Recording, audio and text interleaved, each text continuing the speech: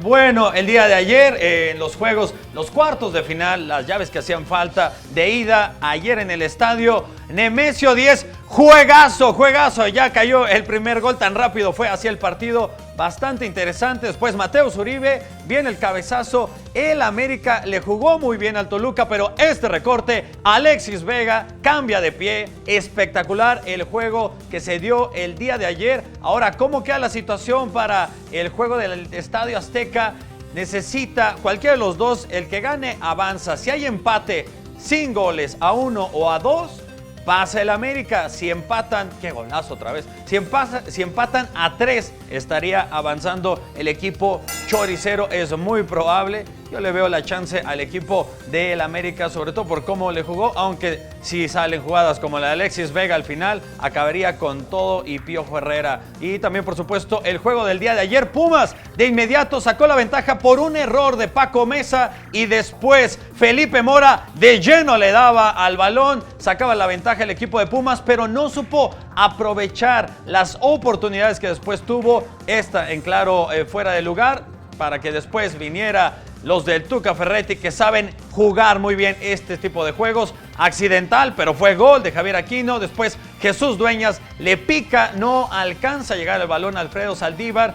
Con este resultado ahora Pumas necesita ganar 1-0 en el Olímpico Universitario, o en caso de que le anote el equipo de Tigres, que es muy probable porque tienen a Gignac, está dormido, puede despertar el domingo, necesitaría ganar por ventaja de 2 los Pumas y avanzar. La situación la veo difícil. Tigres es muy probable que avance el día de mañana. Y por supuesto ayer también se jugó la final de ascenso en el Estadio Banorte entre los Dorados de Sinaloa y Diego Armando Maradona, en donde al final, por la mínima diferencia, se lleva la ventaja el equipo de Dorados sobre el Atlético de San Luis. Es ahí donde Víctor Angulo la alcanza a cabecear y después Edson Rivera le alcanza a empujar el balón. Lástima porque Maradona no va a estar en el juego de vuelta. Al minuto 91 no se marca un penal. Según Diego Armando Maradona, le reclama el árbitro, le cae al árbitro, yo creo, el aliento de Maradona, qué sé yo, lo expulsa y no va a estar en el juego de vuelta. Por si usted lo quería ver, estará en el palco, en el Alfonso Lastra. Será el próximo domingo a las 7:30 de la noche.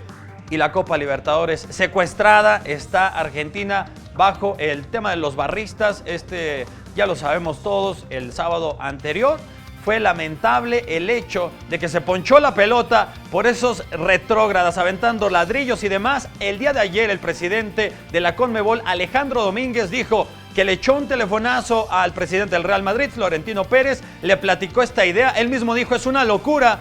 Y bueno, Florentino Pérez le dijo, por supuesto, que vengan a jugar, y será el 9 de diciembre a las 2:30 de la tarde, tiempo del centro de la Ciudad de México, el juego de vuelta. En la ida, que primero se había suspendido por el clima, quedó a 2.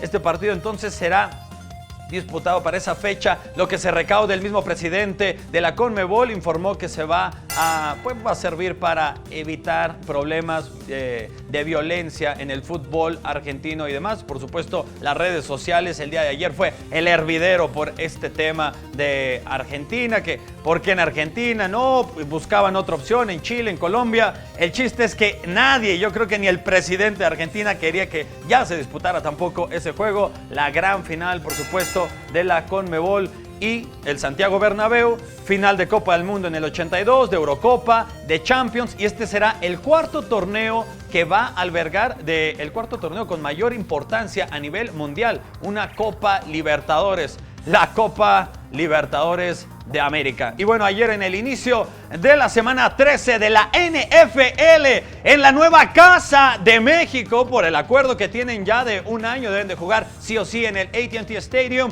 13-10 ganan los de la Estrella Solitaria a los Santos de Nueva Orleans. Dakota Prescott completó 24-28 envíos para un total de 248 yardas. Una anotación también. Ezekiel Elliott fue importante en esta victoria. 23 acarreos para 76 yardas, mientras que Drew Brees completó 18 de 24 envíos, 127 yardas, un touchdown, pero le interceptaron en una ocasión.